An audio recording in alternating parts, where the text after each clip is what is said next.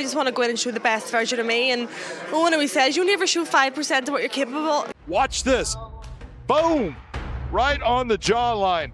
That was a big game changer right there for Leah McCourt. Leah McCourt just dropped a fucking bombshell on Dakota Ditcheva. Out of nowhere, McCourt has fired a savage threat at the undefeated monster, saying, "I'll break everyone and I'll kill Dakota Ditcheva." Ladies and gentlemen, this isn't just a call-out. This is an Irish war cry against the most feared woman in the PFL, and maybe the entire fight game. Let's get one thing straight. Leah McCourt isn't some random trash talker trying to steal headlines.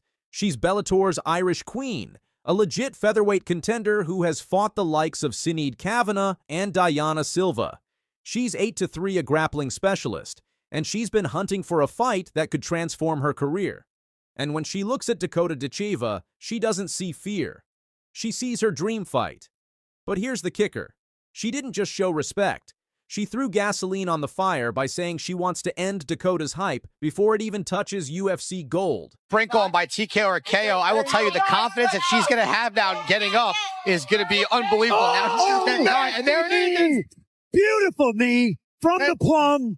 And Jessica beckons Jenna Bishop back to her feet and goes immediately on the attack. Oh, Bishop in trouble. And that does it.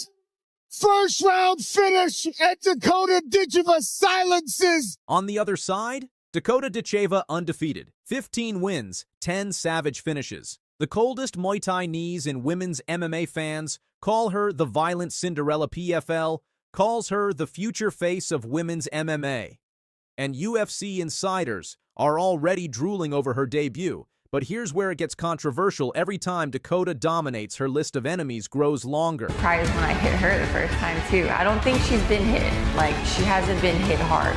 Throughout her short yet entertaining career so far, Dakota Ditcheva has finished 13 of her last 15 opponents. With more domination comes more problems, however. And Dakota Ditcheva has been no stranger to trash talk from multiple opponents. She's commented on one of my posts before saying she wants Barbie's belt, which is a European belt for a start, so she can't have it. In this video, we're showing what happened to those girls who claimed Dakota was nothing more than a hype job. This is Fighting is Art. Let's go. Sumiko Inaba. In Dakota's most recent fight, she squared off against the Japanese Sumiko Inaba. Known as the Lady Samurai, her record of 8 wins and 1 close loss was impressive. But it was her fearlessness and chaotic energy in the cage that truly made her stand out. All chaos and pressure with no reverse gear. Sumiko Inaba with the volume! Sumiko didn't just submit opponents, she knocked them out, charging forward with reckless abandon. And pain only motivated her even further. She claimed Dakota had never faced somebody like her. She's going to be surprised when I hit her the first time, too. I don't think she's been hit. Like, she hasn't been hit hard. If I take out the face of PFL, am I the face of PFL now? She even said Dakota was cheating, claiming that Dakota was knocking out girls way too easily. Has anybody checked the hand wraps of Dakota? She's been knocking these girls out nearly cold, and nobody has batted an eye. I'll get justice for all these girls she knocked out because she cheated, plain and simple. They met in the ring, and it was time. Let's go, ladies! Let's go! Refusing to touch gloves, Dakota was out for retribution. From the start, Inaba pressured forward, controlling the center of the ring. And immediately another blitzing forward. But she ate hard counterpunches for her troubles. Front kick to the face. And a left hand from Dakota. Immediately, this thing gets wild. The Lady Samurai switched tactics to keeping Dakota against the fence, not letting her unleash her long attacks. But Dakota reversed on her opponent. Recalling her Muay Thai training, she was clearly winning the clinch exchanges. Finally getting some separation, Dakota released cracking combinations. But Inaba, being a true menace, was out for a tough fight, not minding the damage coming her way. Dakota was vicious. Oh, beautiful knee. And the clinch is really working for Ditcheva. She gets the turn, another knee finds its way to the face. Sumiko fired back, but Dakota didn't care. She wanted to eviscerate this woman who accused her wrongly. Sumiko's face badly wore the damage. She face was bruised and swollen. In round 2, Dakota remained calm and composed while Inaba kept charging. She fell into Dakota's trap and ate sharp knees to the solar plexus and skull. A right-hand combination made Inaba see stars and get on her bike. Inaba doing a better job than most opponents do of minimizing damage, but the damage is still coming through. The barrage that followed was proof that Dakota possessed the best striking arsenal and shot selection in women's MMA. But the Lady Samurai possessed a granite chin and Hawaiian toughness, so she was eating Dakota's concussive bombs without being rocked. But Dakota was still having fun. She exemplified her nickname, Dangerous, and she was doing the talking with her knees. At the final round, Dakota, having ended her last 9 rivals, wanted to land the finishing blow on Sumiko. Nonetheless, Sumiko had a chance to pull off an upset. In the middle of a clinch, Dakota signaled to her corner that she had broken her left arm, so she had to continue the demolition with right hands, knees, and elbows. Talking to her corner. I think she told her corner that she broke her hand. Dakota poked fun and taunted her now grotesquely bruised opponent. Inaba looked helpless as Dakota danced around, celebrating the victory. Before the judges' scorecards, the winner was obvious. It was clear that Dakota had secured a win on points, a 30-27, 30-27, and 30-24 unanimous decision in favor of Dangerous. The margin was decisive, with the British fighter winning every round. However, instead of jubilations, Dakota was the one who seemed more sad after the fight. Apparently, she injured her left arm in the 3rd round and had to endure the pain till the end. Yeah, I think I've injured my left arm, but I think I'm just more gutted because I've been out for so long and then I've come back and I'm injured again. But I hope you guys enjoyed it anyway. Thank you so much. Cornelia Holm.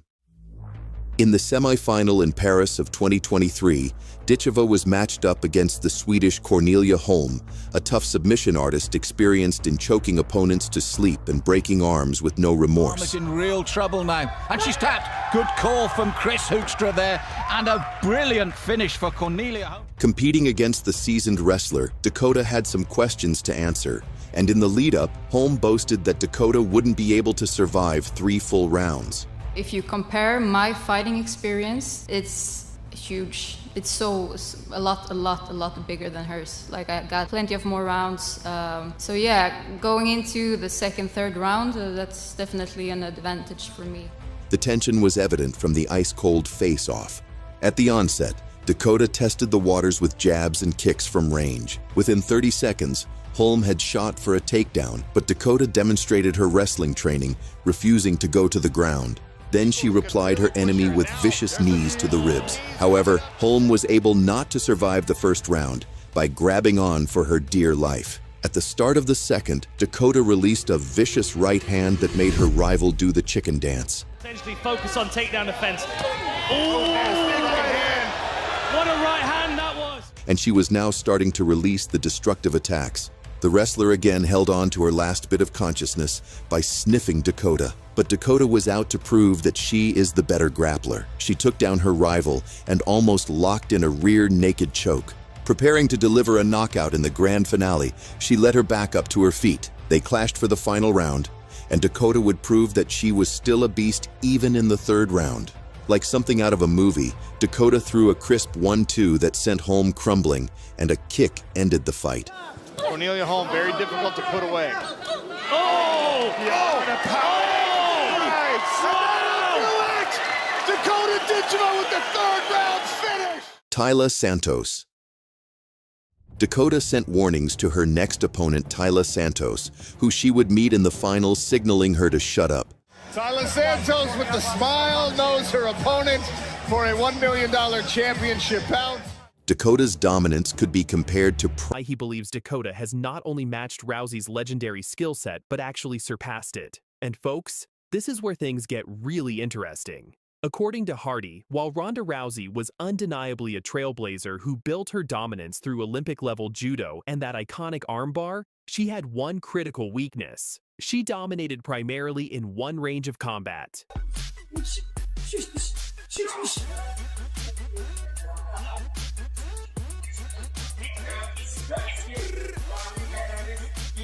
Just hit stuff. Don't throw it. Dakota Ditcheva, on the other hand, she represents the complete evolution of women's MMA. Hardy explained that Dakota can hold her own on the ground against elite jiu-jitsu practitioners, but what truly sets her apart is her takedown defense combined with those absolutely vicious Muay Thai strikes, a deadly combination that could put anyone in serious trouble. Now let's talk about why Hardy's words carry so much weight. Dakota Ditcheva isn't just some up-and-coming prospect. She's the real deal with the numbers to prove it.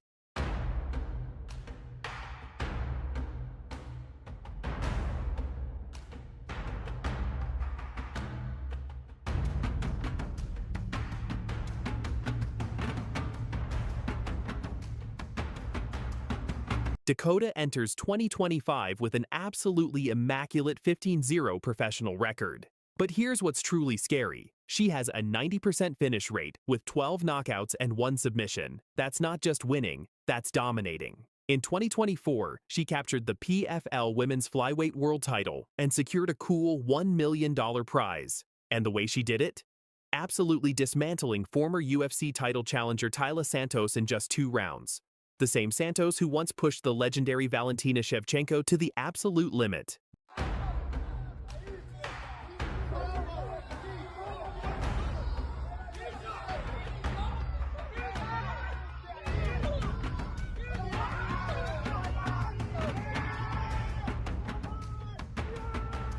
Born July 25, 1998 in Manchester, England, Dakota was already a Muay Thai world champion at just 17 years old. She won gold at the 2016 IFMA World Championships before transitioning to MMA and immediately making a statement. And here's the confidence that's got everyone talking. Dakota recently stated, "I look at the UFC and I think I definitely enter the top 15, maybe even the top 10 straight away. Yeah, I could beat a lot of them." I look at the UFC and I think I definitely enter the top 15, maybe even the top 10 straight away. That's the same fearless confidence Ronda Rousey had in her prime, but with the well-rounded skill set of a new generation fighter. Now, to understand why this comparison stings so much, we need to talk about how Ronda Rousey's career ended, and it wasn't pretty. Rousey's final fight at UFC 207 was a brutal 48-second knockout loss to Amanda Nunes, where she looked completely outmatched on her feet. It was a devastating end to what had been one of the most dominant reigns in MMA history.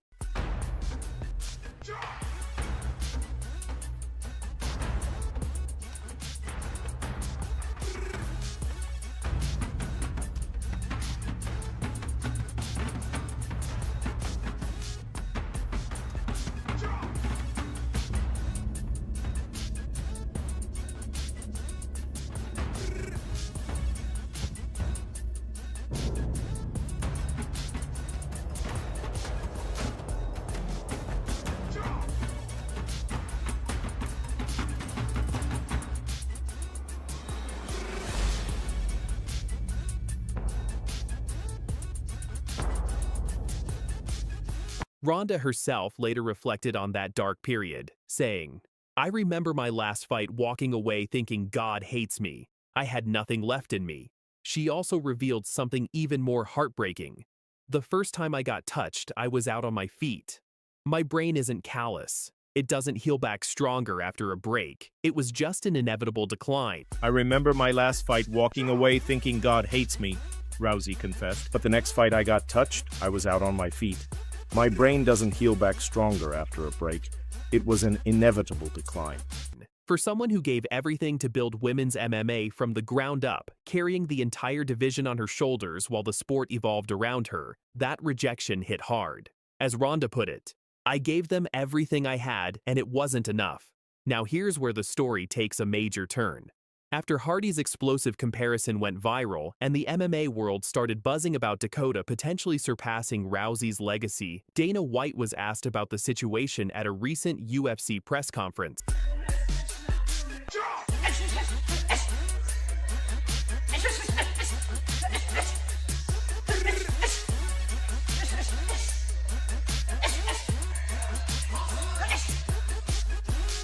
The message seemed clear. While White respects Rousey's legacy, his focus has shifted to the next generation of stars like Dakota Ditcheva. And that silence about a Rousey comeback, that might be the loudest statement of all. Sources close to the situation reveal that the UFC has been eyeing Dakota heavily, but the PFL is holding tight to their biggest star after denying a recent trade request.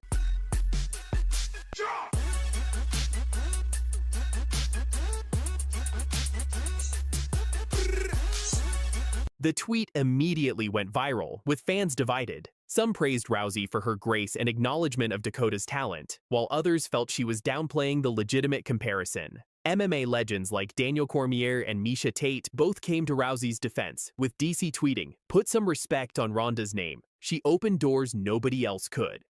The question everyone's asking now is, will this spark a comeback attempt from Rousey, or is this her final word on the matter? So let's step back and look at what this all really means for women's MMA. The truth is, both perspectives have merit here. Ronda Rousey was a trailblazer who shattered ceilings and gave legitimacy to women's MMA when nobody else believed in it. She went 12-0 with 11 first-round finishes, became the first UFC women's champion, and carried the division when the sport was still finding its footing.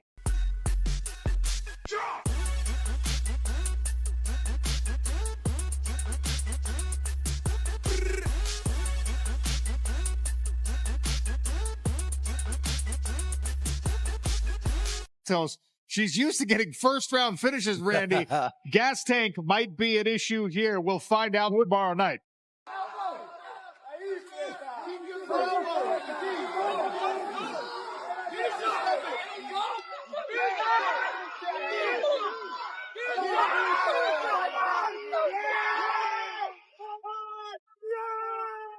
Taila Santos sent a massive bombshell to Dakota Ditcheva in the 2024 PFL Championship Finals, making one thing crystal clear: she wants her rematch, and she's not taking no for an answer.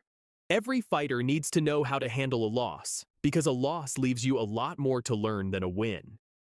Defeats give you the chance to reflect and see what you need to improve. So I'm grateful for that loss. Eu realmente não lutei, eu não me encontrei naquela luta. E não falando dela, falando de mim mesma, porque a gente como atleta, quem é atleta vai me entender que não é todo dia que a gente treina bem. Tem dia que a gente treina mal, né? A gente sai da academia, nossa, hoje o treino não foi bom. E aquela noite foi isso, nossa, hoje eu não lutei, eu não sei o que é que aconteceu, hoje eu não tava pra luta hoje, né? E foi o que aconteceu. Eu não tava ali, eu realmente não lutei. But Dakota Ditcheva? She's already fired back with a message of her own, one that echoes the same confidence that carried her to an undefeated 14-0 record and a